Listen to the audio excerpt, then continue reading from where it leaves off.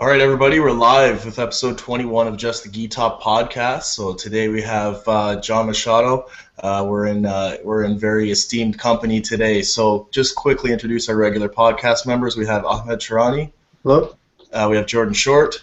Hello. We have Rami Chirani. Hey. And we also just want to quickly thank the sponsors, Machado Gear. They pretty much make T-shirts right now. I believe they're coming out with a whole bunch of other stuff like hoodies, hats and stuff. But as of right now, they're just doing T-shirts, but they have some pretty cool ones. You can check them out at PorradaGear.com. It's PORRADAGEAR.com. And we also have our gi sponsor, which is VHTS, Very Hard to Submit. You can check them out at VeryHardToSubmit.com. They have a whole bunch of. They have 3 gis on there now. Their latest one is the G2 gi, I believe. And you check them out. Buy a gi.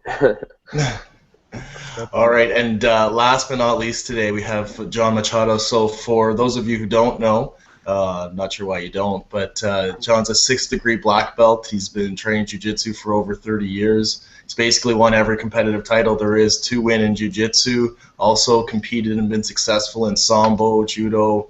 Has done just about everything, acting, producing, all that sort of stuff. So thank you so much, first of all, for being on the show today, John. Hey, thank you, guys. My pleasure.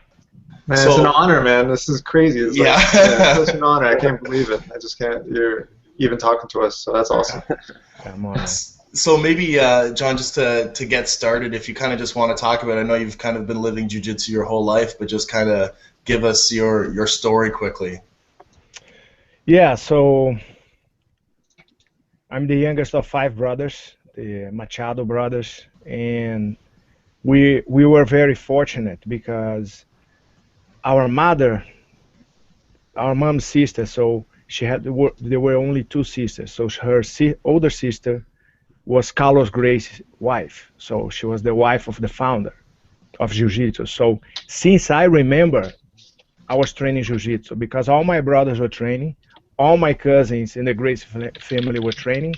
And my immediate cousins, at that time, the older ones, were Hickson in his prime, Hollis Grace was alive, and we had the best of the best at that time in the family.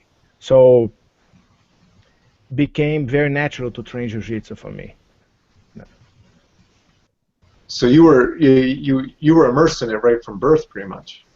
Exactly. Yeah, all the brothers were trained, like I said. So it was like go to school, train Jiu-Jitsu, but it was like old school mentality. You know, it's not like today you go to the academy, you sign up and you go every day, whatever, 3 days a week. The way we teach nowadays, we were exposed 24 hours a day, every day. So it's just part of your daily living, pretty much, then, huh? Exactly, part of the daily living. Okay. How has that changed for yourself, like currently? Like right now when you train, what's it like? Do you still feel like you're completely immersed in it, or like how has that changed? Okay, I think you have different phases in anything in your life. I mean, can apply to anything, but you have different phases in Jiu-Jitsu as a martial artist. So first, you're hungry, you want to compete, you want to go there, you want to test yourself. You have that phase, you're hunting, you're aggressive, you're competitive. So I passed through that, and you merge in our family, because we all teach Jiu-Jitsu, we merge into the teachings. So that was the second phase. See, so you have the competitive, but one day you stop, then you keep teaching. You have to keep reinventing yourself and going to the next phase. You cannot get stuck in the past. Yeah. You know, it's very. Some people have a difficulty dealing with that. They are great competitors. They stop competing and they don't know what to do, and they get out of shape, and they are lost into. They can't transition to the next phase of their lives. Okay. So John, the next phase then, so for you is more, I guess, leading by example, training some of your fighters be like heavy into competition. Is it more teaching them the lifestyle? Is it, well, what is it exactly? Like, I'm sorry, I guess I don't understand the next phase quite so well. I'm still struggling with the first one. Exactly. So you have to enjoy each phase. When do you know you're going to the next phase? You lose the fire, that fire for that particular phase that you are at. So you feel like it's like a single guy. He's chasing girls, then he gets married and he has a kid. You know what I'm saying? Life's over. Yeah. It's the end of it. No more fun, right? Yeah. This is horrible. So, but you have a different type of fun. You have different goals, different things that come into play. So, I think you have to.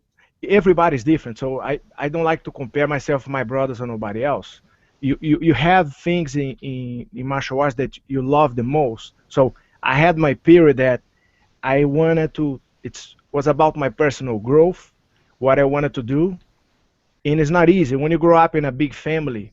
When everybody does what you do, everybody excels at it. You have many different pressures coming from every angle, and you grow up with the Gracie family where everybody was trained at that time. Because my generations, like I said, these were the older guys influencing us, but you had Renzo or Royler in Brazil at that time. Royce came to America, but Royler, Gracie, Hillian Gracie, man, the guys were everybody top-notch, competing. There's a lot of pressure that comes into play. So you need to find out why you're doing things. You're doing for yourself or you're doing for the pressure, so you don't get lost. You know what I mean? And live in a shadow of somebody else and you're not happy. So for me, it's always the internal journey is just as important as the outside journey.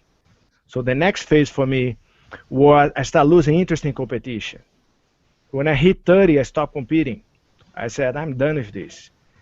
Physically, I can still compete even today, you know what I mean? But it's been so many years. I don't have I lost then, I made a decision, I said, that's it. And I want to pursue other things in life. And I'm happy with that, including the teaching, training people, or trying to change the way we teach, the way we do things, because what was good 20 years ago, many aspects of training, they don't apply today. It's a faster pace, a faster learning. We are here in different countries right now, doing the hangout, and we have the computer age. So Jiu-Jitsu has to evolve as well in those aspects.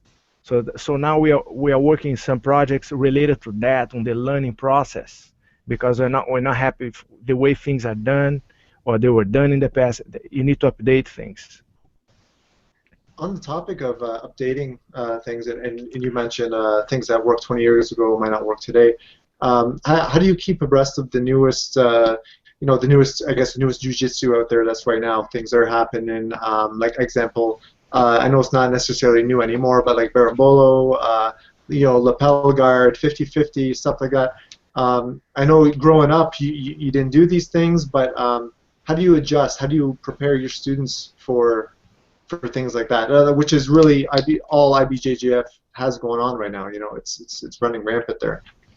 Yeah, that's a great topic, because you have to look at the IBJJF in two sides, and the tournament aspect of Jiu-Jitsu and the Jiu-Jitsu as a martial art. So they go together, but they are not the same.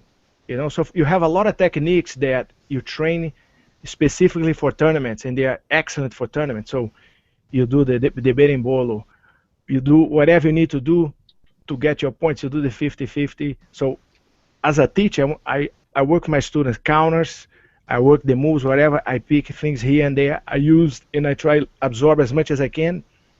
For the tournament, let's work at it, let's break it down. But as a martial artist, most of those moves, they have zero application in street fight, MMA. You cannot teach that to a police officer, to a cop, or to a military personnel, because there's no application. You understand? That's a good point. So you have both aspects you need to work in, separate them. What aspects do you find you like the most? So, because I can completely understand the whole martial arts perspective, that's traditionally why Jiu-Jitsu was even founded. Yeah. But then now you have all these competition moves. Like, what do you prefer to focus on when you're teaching your students? Do you prefer to keep it traditional with the martial arts, as in the martial arts perspective, or in the competitor sense? No, I think you have to. I like to work everything. You have the competitors, so they have to work for competition. You have but the foundation, you have to have the foundation. So you have to have the martial arts aspect. You have to have the self-defense aspect.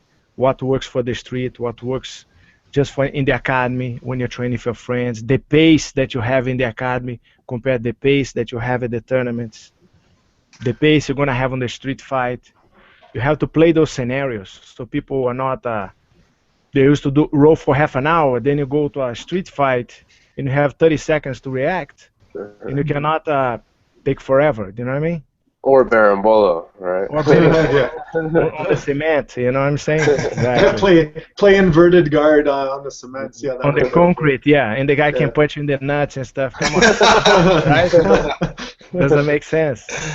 What kind of split do you find with you have with students, like wanting to learn self-defense with Jiu-Jitsu as opposed to competing?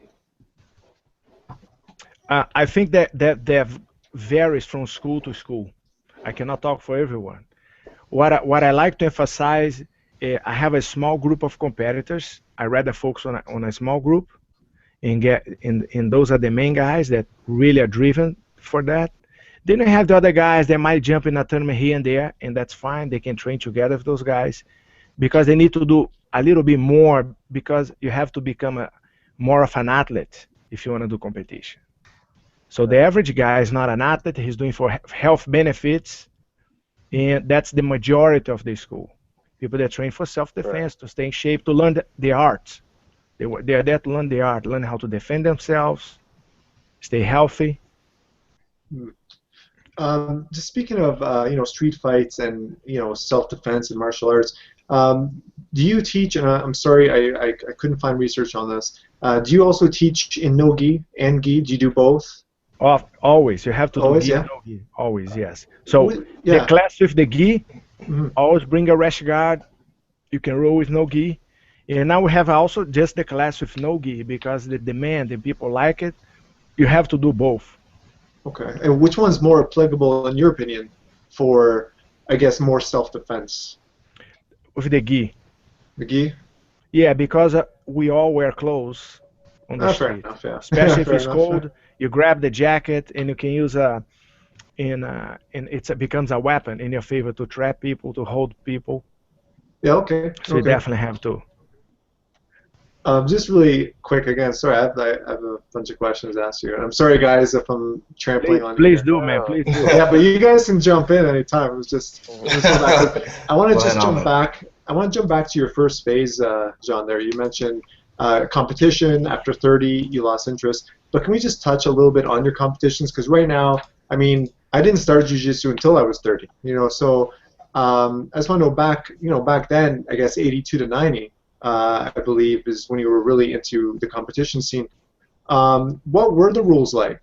I can find some old footage, like really, it's not really good, not really easy to find, but were they sub only? Were there points? Was there a standard? Was there,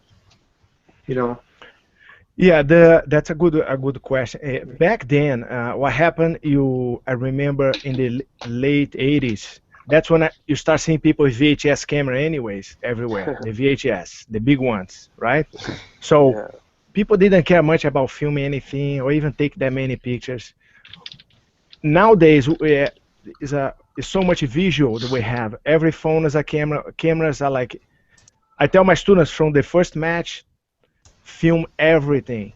So make your own archive of every single fight that you have. So we can critique and we can see what can improve to the next fight. I wish I'd done that myself. We didn't have the technology to do it. And the bigger tournaments we had it filmed, most of them don't have anything. But the idea, we didn't have that many tournaments. We had like 3 tournaments a year back in Rio, which was the Mecca. You didn't have a Brazilian federation yet. Everything happened in Rio, and everybody came to Rio, that was the equivalent of the Worlds or the Brazilian Championship. And 3 main tournaments a year, and that's where we competed in those days. And the rules, for example, if the guy come up in your guard, for example, you smack him down, and that was legal to do that. So no, because the idea was in self-defense, you don't want to come up on somebody with a triangle, right? If you do that on the street, the guy will slam you down. So nobody did. The moment the guy start picking you up, you drop everything, you open your legs and play open guard, right? When they created the Brazilian Federation later on, in the 90s, they had so many competitors and people getting hurt really bad because they insist, I want to finish this guy so bad, I don't want to let it go, and the guy going like bang, and people start hurting their necks and passing out, right? So Rampage Jackson style. Exactly. We used to see that all the time, but nobody did. It was rare, because that's the risk. So now I understand that for safety, you cannot allow that to happen. But then people, you got to remember, don't do that on the street. You're creating bad habits. Or don't do in MMA. You got to be careful, you know. So can you just step us on? Sorry, I'm just really quick, just on the points there. Like, were there points? Like, was it still the standard points that we have today, like 2 for takedown and etc., or was it all just sub only? No, you had the same points, but you didn't have any advantage. So it was more. People went a lot more for the submission. It was more submission oriented. You had no advantage. There weren't many people who were playing the points game that much. It was always just after the submission the whole time. Oh, if you play the point game, you get booed. Big time, you know. And I boo Ahmed at tournaments sometimes.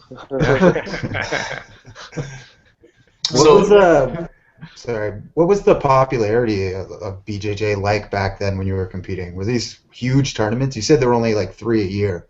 So you got to think, like, if you were wanting to compete, like, everybody's going to be going to these tournaments, right?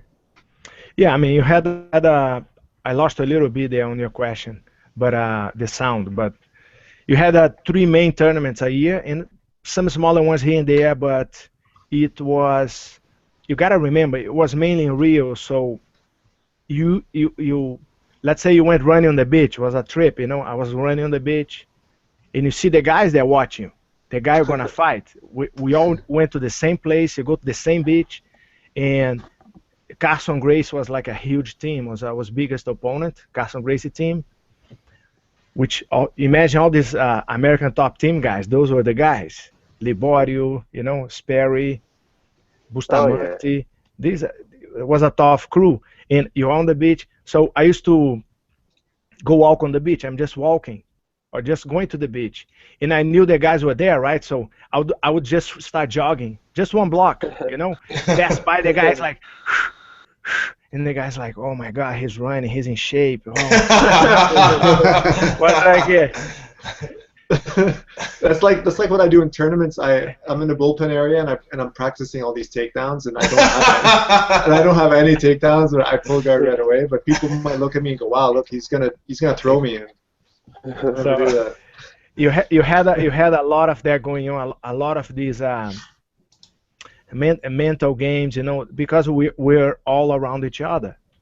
And you had some promoters too. We had this guy in Rio. And he was a tournament promoter, and he would make more like he would like to match up the fight. So he used to go and see a fighter, and hey man, this guy said such and such and such about you, man. He's going to the tournament, and he said, "Oh, if you're gonna fight," then the poor guy, nobody said anything, but he would go back to the other guy. Man, this guy said, man, he wanna choke you out or blah blah blah and create that drama, and you get pissed. Okay, let's go. Yeah, and he create that hype for his tournament. Had those characters too. I love it. We need to get some of those people around.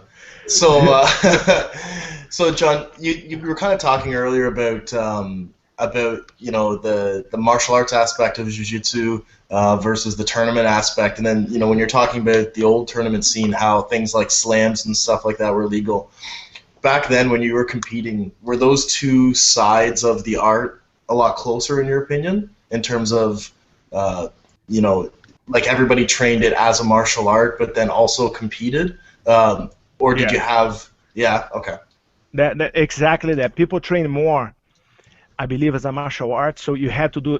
Everybody trained judo as well, because everybody went to judo school and learned judo at that time to improve their stand-up. And I think it was more as a martial arts, and you had the tournaments to test yourself, to try yourself. Wasn't like what happened today. It's like a tournament factory, where it became just the medals. How many medals do you collect? How many titles do you collect? And that's that's what's the standard today, which I'm cool with whatever. I'm just saying what the way I see. I'm not saying it's bad or it's good or it's wrong or it's right, but that's what it is today.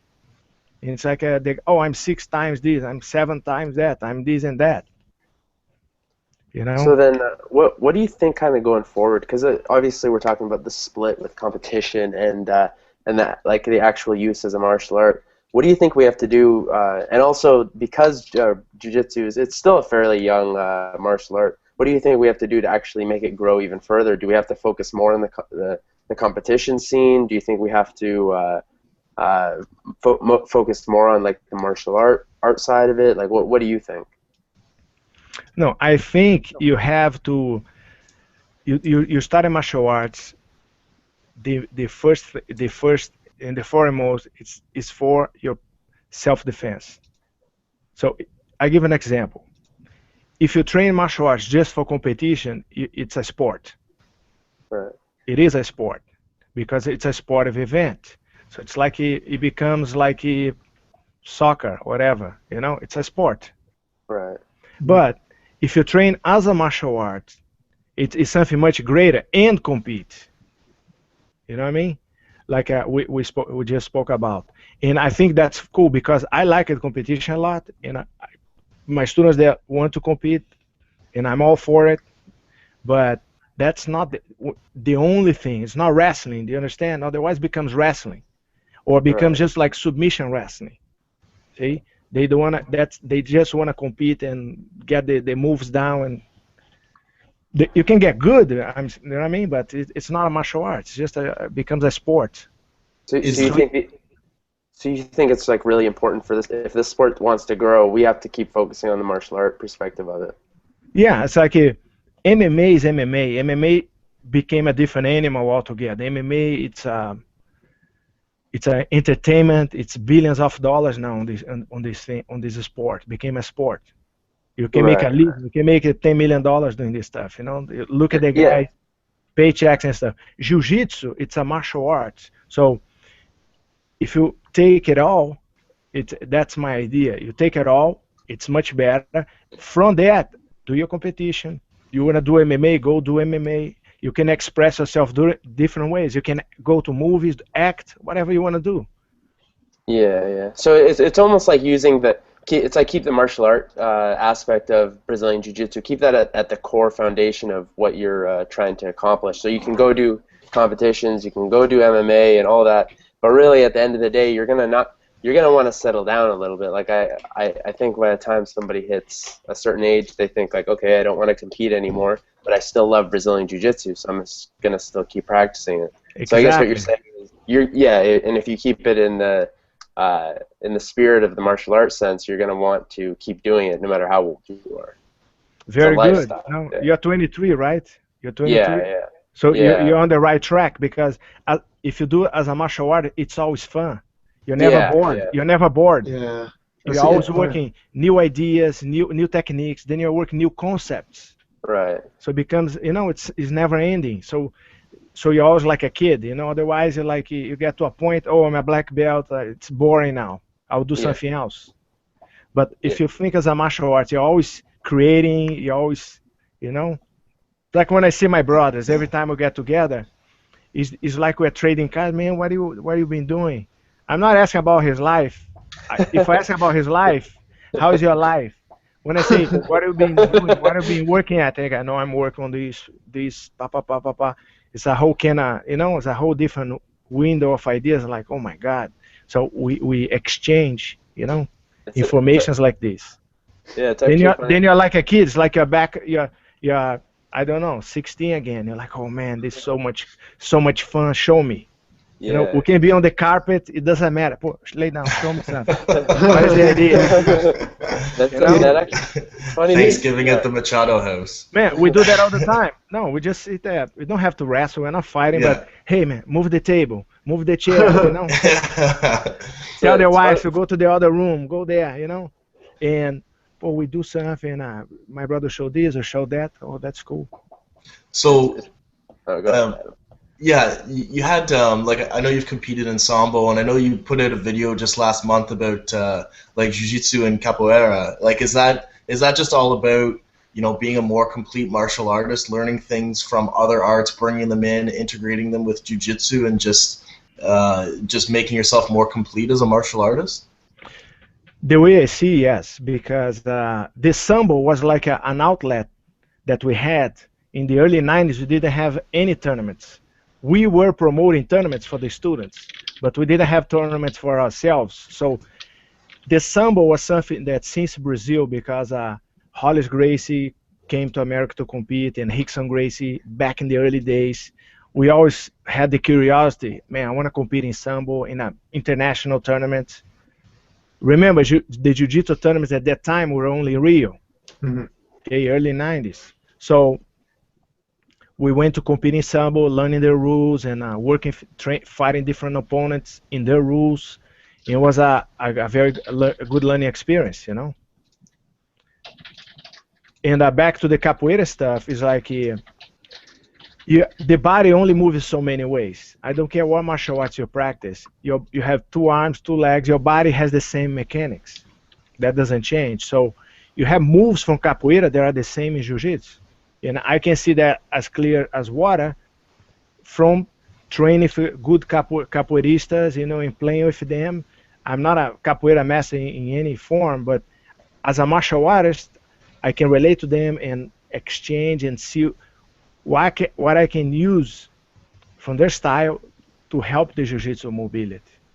So I have some more tapes coming about that, all from capoeira, about escapes, about quick turns that you do on the ground, not standing, Any of those matches? Oh, sorry, Adam. I keep go ahead, listen. No, seriously. Adam hasn't had a chance to talk much, and his feelings are getting hurt. So no, Adam, go ahead. Go ahead, man. No, I was just gonna comment just on the capoeira video again, just about I watched it, and for anybody who hasn't seen it, it's on John's YouTube page, but just I think you were talking about technical stand-ups and shrimping from the bottom going to turtle, and just quicker movements, right? Different body movements to get you to that position faster. Yeah, exactly. Yeah, that's what it is. So, but there's more. I have 3 main moves from capoeira that I translated to jiu-jitsu, and I use it. I've been doing it for years, and I'll share the ideas. So just to get people think about that. But look, you can get moves from sambo to jiu-jitsu, right? How many leg bar ideas you can do from sambo and jiu-jitsu? They're all good. Heel hooks. The same thing from judo. Which the stand-up aspect. You can use it all. So it's not new, Speaking of turtle, I was reading an interview you did, I think back in 2009. Is it true that you had you did a seminar, a 2-day seminar, and you'll get into turtle position? Because when you said turtle, it just reminded me. And you count down from 10 to 0. You let them do whatever they want, and then you tap them really quick. Is that legend, or is that that sounds so awesome? No, the idea it's of the turtle is because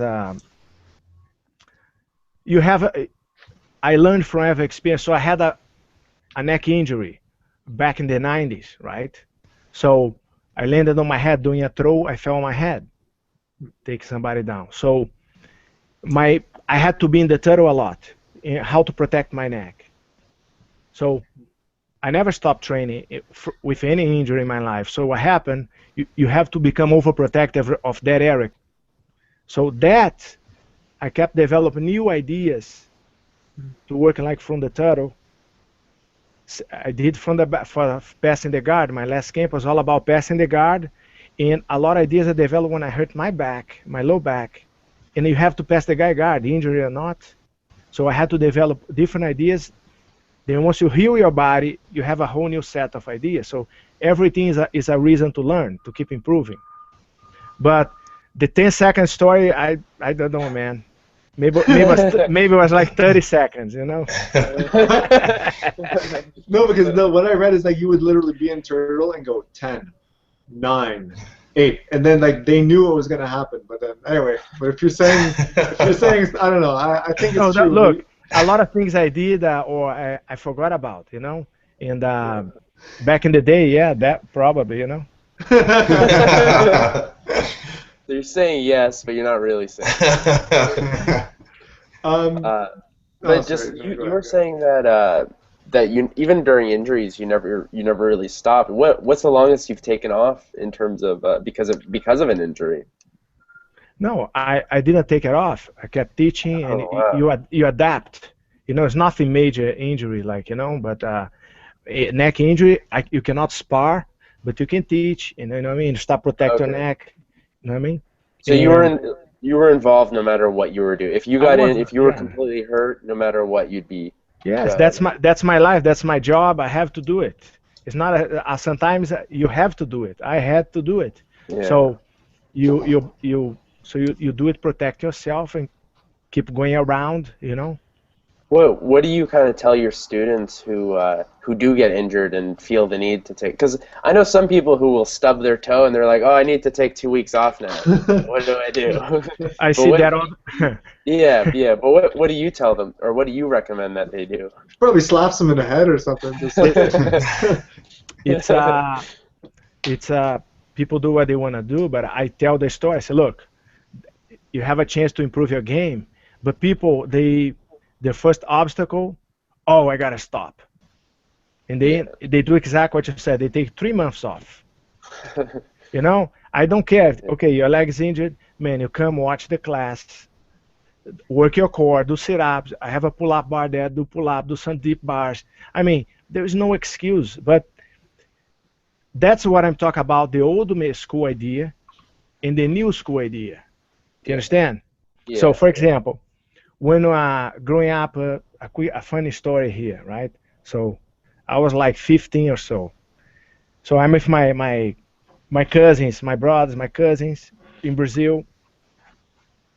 And one of my older cousins, right? He's like my teacher, Carlos Gracie. He lives in Brazil. And he goes, I mean, you're just like that. You're in his house, and he had a worker. You know, some dude that watched the house over there in my town. You know, the guy had a long hair. He looked like a crazy biker, you know, crazy looking guy. And he calls the guy. This out of nowhere, man. I'm there just looking around. And he's like, Johnny. He calls me. You ready? I'm like, ready for what? Then he tells the guy, look, slap this kid silly, you know. Open hand, slap the shit out of him. Like, what? And I had to go and like bang. And this on cement, I had to clinch the guy, take him down, protect myself. The guy's an adult. I'm 15. You have to choke the guy. And the guy doesn't care. The guy's a crazy guy, and like put a choke on him, then he'll break away. Your elbows are hurt, and I mean, you're bruised, but it was a mental thing. You're always being tested. So, you understand? That's old school idea. Yeah, like I hear you. That's crazy, man. That's awesome. We definitely don't do that anymore.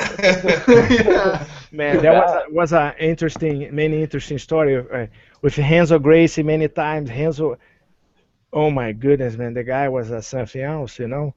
Skinny, not big, but you know, it's no Renzo. And we would be in a place, man, he'll see a guy, man, twice his size, and there were like 5 guys, and we're like less guys, and he'll go, man, look at that guy. The guy said this, he said that, from another style, right? He's like, I'll kick his ass right now, man. You're crazy, man. Slow down. No. I'm going to get this guy right now. And he stared at the guy. You know what I mean? He's looking the guy's eyes like a mad dog, you know? And we're like, oh, my goodness, man. We have no backup. It's going to happen. But I know my cousins. I know how they think, you know? Yeah. And they will do it. And the guy got so worried looking at him like he turned away. He's like, this guy's crazy. I'm sure you must have heard of the time Renzo was walking down, I think, Manhattan, and two guys were walking behind him to mug him or something. Yeah. He was tweeting about it and posts pictures on it. Like, listen, that's the old Renzo. So imagine Renzo in his teens and when he was young. Right? That's Renzo. I couldn't believe. I said, man, Renzo didn't change. When I saw that, that's the first thing came to mind. He didn't change. That's the old Renzo right there. But you know, he's super cool. Like on Twitter and stuff, he's like, I mean, we've talked about him before on a previous podcast, but he's a super friendly guy. But I'd hate to be on his bad side, man. Like, no kidding, man. No kidding. You know, I'm telling you. So when did you move from Brazil? What was your rationale for moving to the States? I came in April 1990, so go back, you know, that's a while. And we had one brother here, Higan was already here with my cousins, was a Horion and a Royce. Hickson just came, I think, same time my brother Higan, they both came. And so all in Torrance, you know, California. And so I came actually, I said, you know what, I'm curious, I want to go and stay with my brother and learn English properly and spend a year. That was I didn't really think, oh, I'm going to relocate, move to America. But 6 months here, our father passed away in Brazil. I came with Carlos, me and Carlos. So one day, boom, your father passed away. Then that was such a shock. We're like, man, what's we going to do now? We'll go back to Brazil. I mean, of course we can always go back, but we're already here. Things start opening after those first 6 months. I really like it, the United States. And it was the very beginning. Then Horion opened his first school in America. And we met Chuck Norris. I mean, out of anyone, huh? Right in the beginning. We met Chuck Norris. We were like, oh my God, Chuck Norris, and he's such a great person. You know, he said, I'm going to help you guys. I'm going to open a school for you guys. And he did. So in the turn of the year, he opened the school, the second school in the U.S. So right after Horion's, you know. Wow. I actually didn't know he opened the second one. But it was under, you guys were teaching it though, weren't you? No, he opened for us. It's our school. Okay. Yeah, Ronnie, come on. Is that how you got into acting, through Chuck Norris? No, what we did with Chuck Norris, I mean, that was later. You know, we got through, in LA, we had a lot of friends in the martial arts that were coming to us. Because remember, what is this Brazilian Jiu-Jitsu? What is that? What is that? So they all start coming, training for us with our cousins. And a lot of those guys, they were like in the movie business. So in '93, I did my first movie, Kickboxer. If you see Kickboxer 4. So first one, everybody knows, with Van Damme, remember? Yeah. Van Damme, right? Of course. So 4, I have to look for.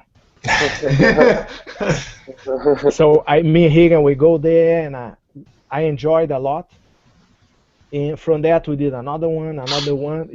Once you meet the people, they start calling you back and you start making friends. So it became like was never my goal, or I want to work in the movies, but it became a side road that I like it a lot, you know. And why not? If you can go there and make $1 million, why not, right? Not the case, right? It's not the case, but I enjoy the process. So from that, I start studying. Then I study a little bit here, a little bit there. Always besides the martial arts, without deviating from the martial arts. Okay.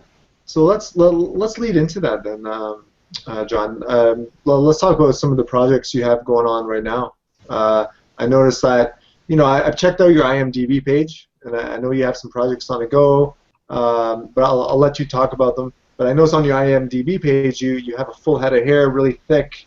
Not right now. Not right now. No, it's not. And from what I understand, it's for a film, some filming you got going on. So can you elaborate a little bit on that, or just take us from the beginning? Like maybe you said your first one was Kickboxer 4. Was that the first one you were in? Yeah. So Kickboxer 4 in '93, and I don't remember every project, but I have to look at the IMDb myself. But yeah. So I made those friends, and then I work in 3 other projects with the same group. It was Mean Guns and Heat Seeker, and from that we met Steven Seagal. So I work with Steven Seagal in his Under Siege, and it keeps evolving. So some TV work for Chuck Norris here and there. So I'm always doing something. Every year I do something. Last year I did four different jobs. So one for a Brazilian American production with Jean-Jacques, actually. We did just fight choreography.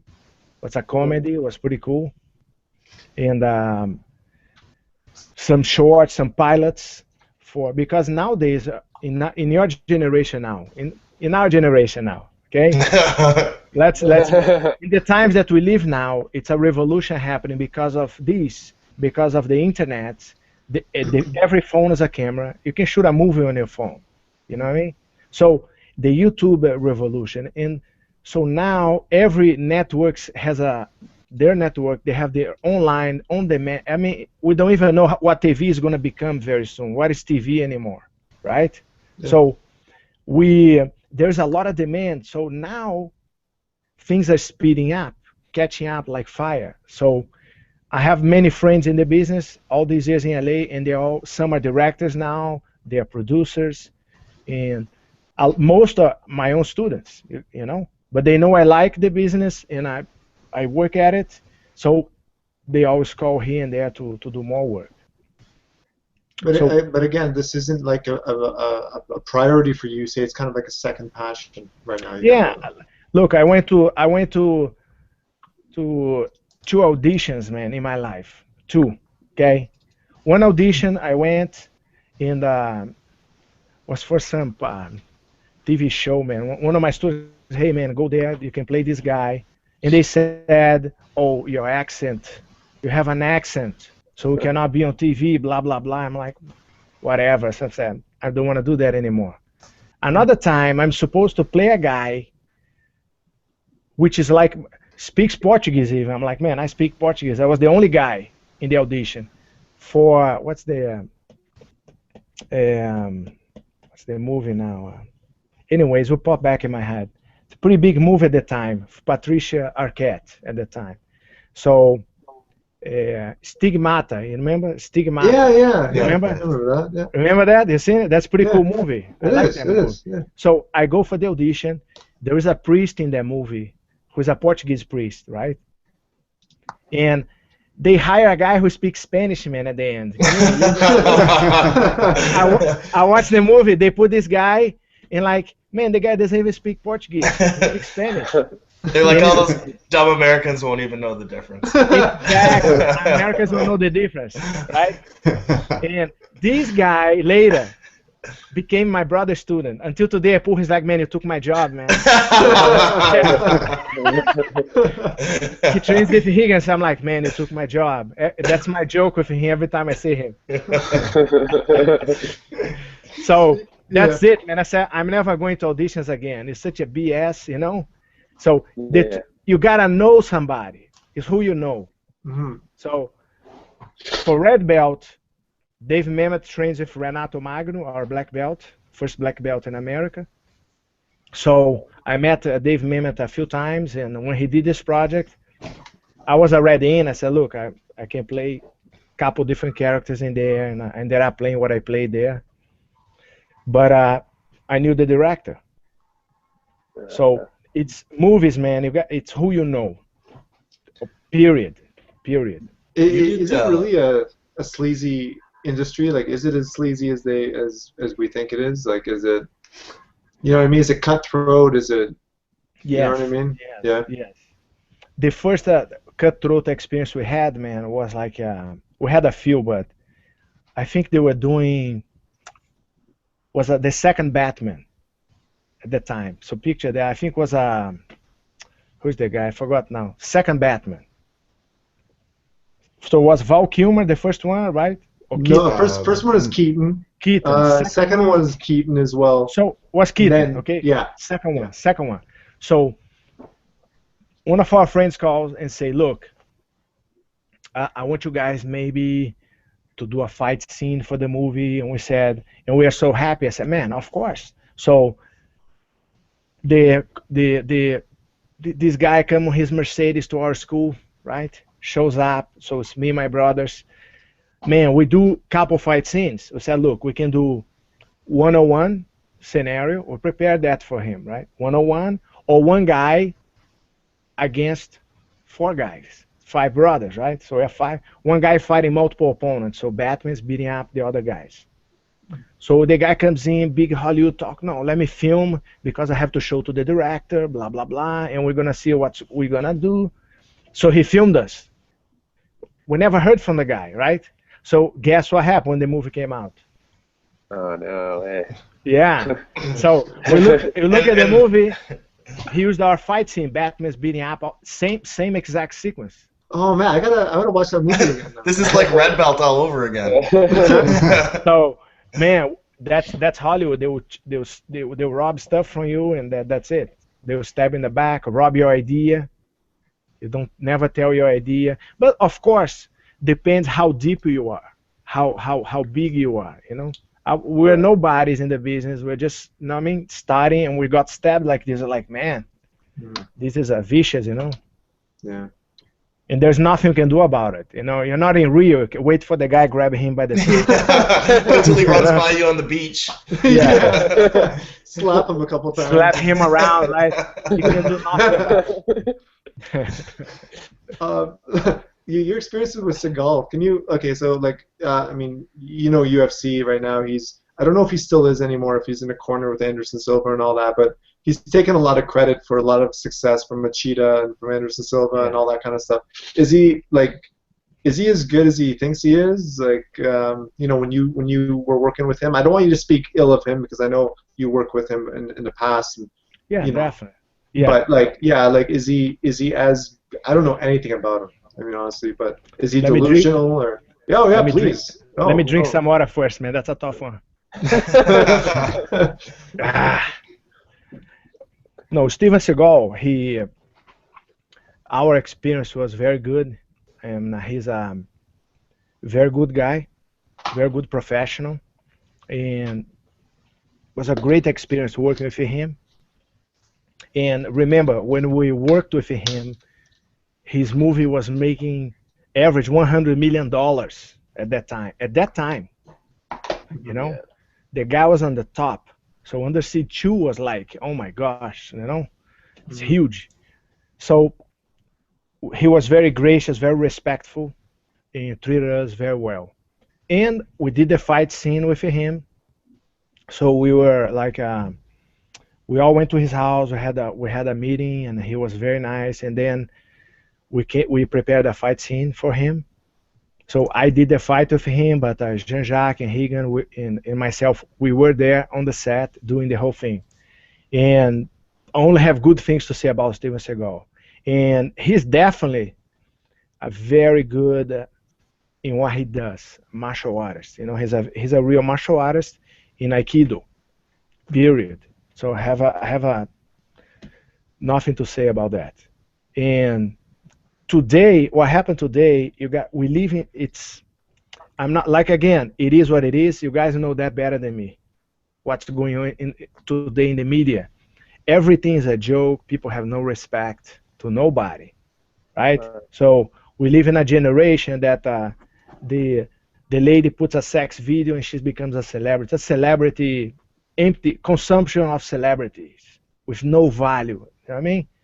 It's then you have a guy who's a real martial artist into a entertainment business, like it can be Hollywood or can be, which he didn't last.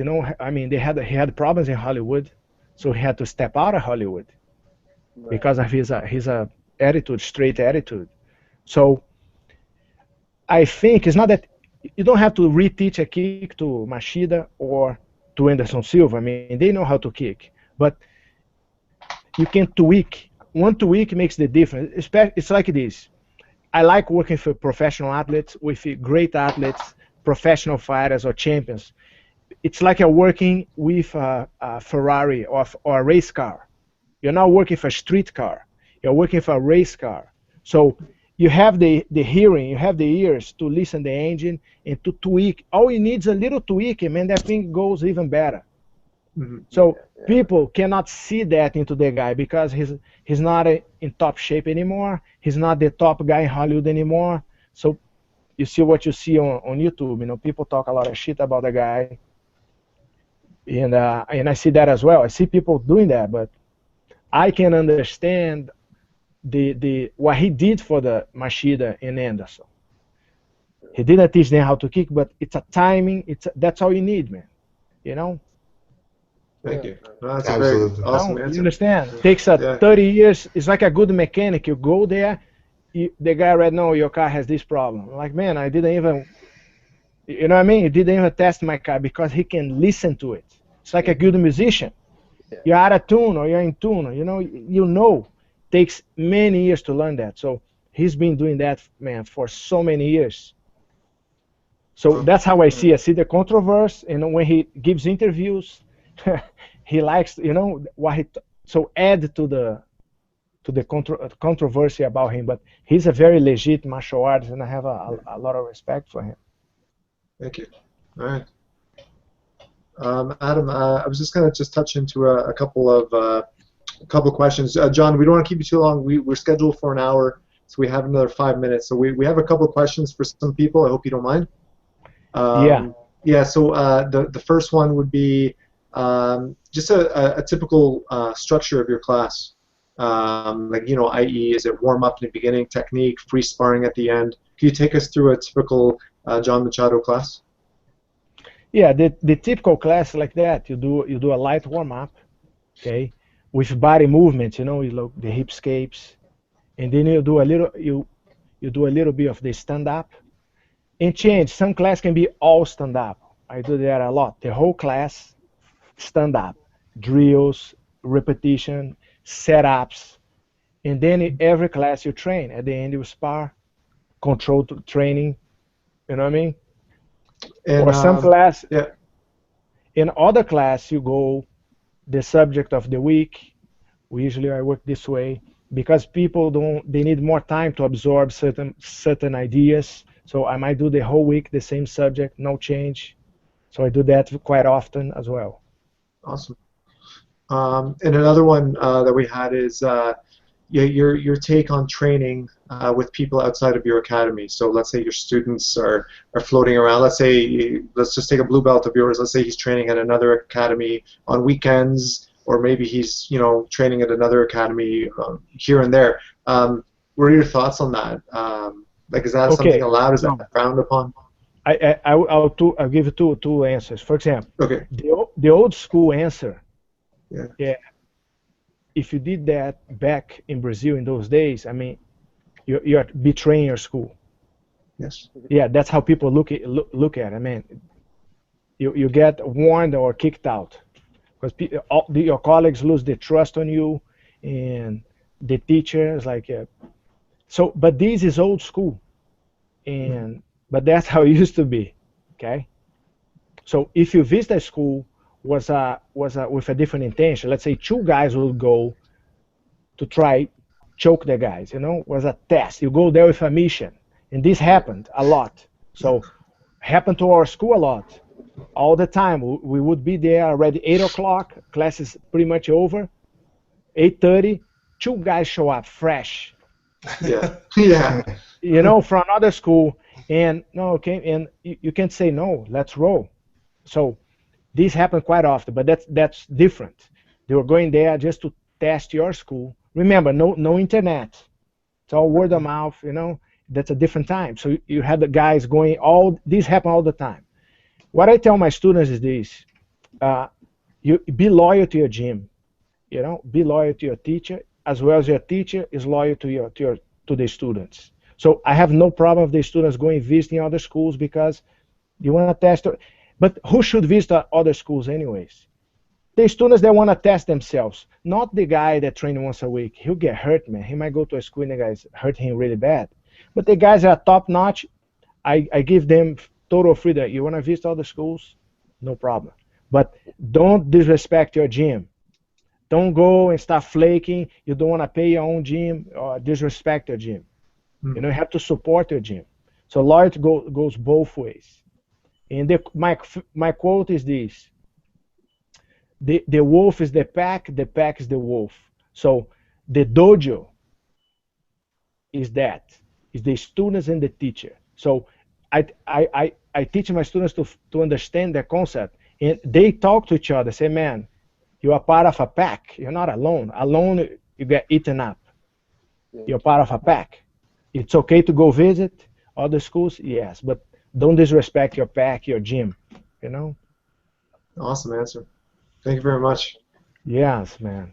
And about this project I'm gonna do now because we asked you about so so I shaved my head to play a contractor in this film we're gonna do next week in LA with my friend Gian Lucanos. He's the producer, director of this project, based on his own comic book.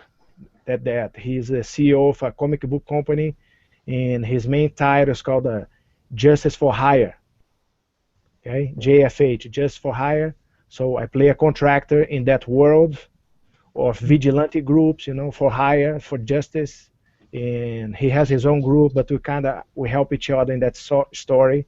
But it's a short. It's not a feature yet, but it looks so good. And we have I had all my friends, my contacts in LA. I called guys that just finished doing Transformers and the 300, Rise of an Empire, coming to help me in this project, helping Jan to make it the best, you know, the best possible.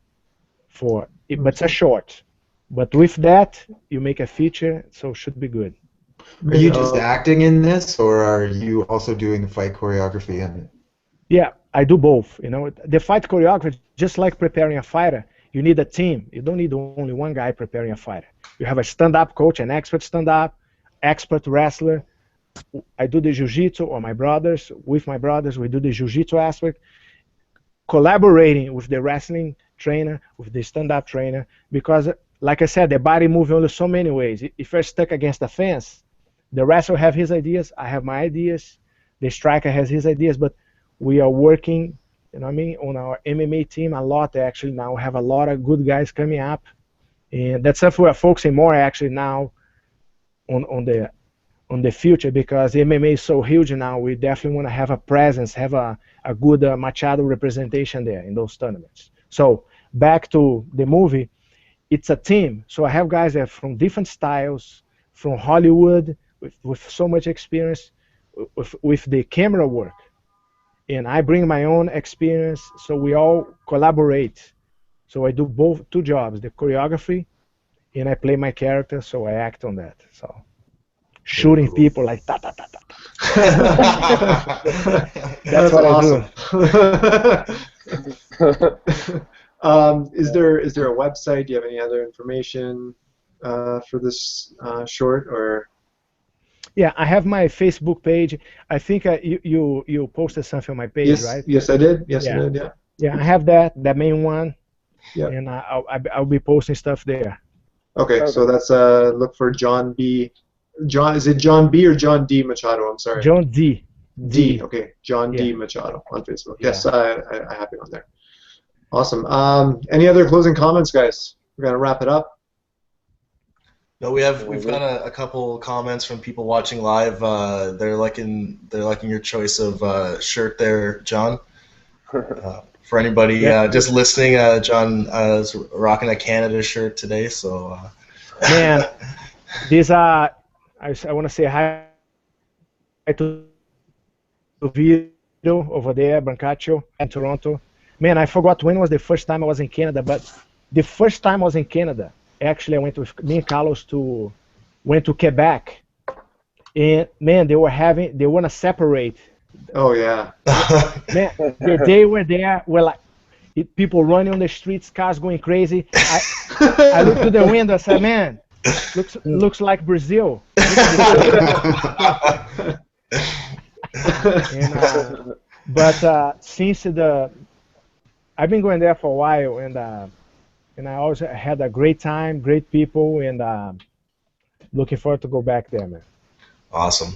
Well, thank you so much for being on today, John. It was, as Ahmed said at the start, it's just a huge honor to have you on to, listen to some of your stories, listen to your thoughts on jiu-jitsu and how it's evolved. So, just thank you so much for coming on. We really appreciated it. Thank you, man. My pleasure is mine. Okay, and I'll share this video, do the best, let everybody watch your show and support it. Okay. Yeah, for sure. Okay. Thank you so much. Thank you. All right, that's a wrap for episode 21 of Just the Gi Talk podcast. So thanks for tuning in.